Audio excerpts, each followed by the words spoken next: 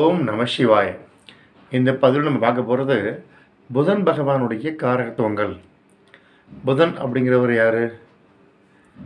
தாய் மாமன், தாய் வழி உறவு, பொதுவான உறவுகள், நண்பர்கள், காதலன் அல்லது காதலி. அதே போல் நமது உடலில் நெற்றி பகுதி, நாக்கு.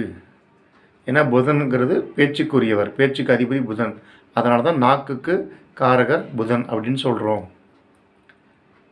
அதே போல் நம்முடைய கைகள், விரல்கள், இது எல்லாமே புதனுடைய காரகத்துவத்தில் தான் வரும். சரிங்களா? அதே மாதிரி நம்ம வீட்டுக்கு அக்கம் பக்கத்தில் இருப்பாங்க இல்லையா, அவங்களும் புதனுடைய காரகத்துவத்தில் வருவாங்க. அதே போன்று நிறத்தில் பச்சை நிறமும், தகவல் தொடர்பு சாதனங்களாக இருக்கட்டும், எழுத்து, பொதுவான எழுத்துக்கள், அதே போன்று பேச்சு, சொல், இது எல்லாமே புதனுடைய காரகத்துவத்தில் தான் வரும். நம்ம அடுத்த பதிவு சந்திப்போம். நன்றி, வணக்கம்.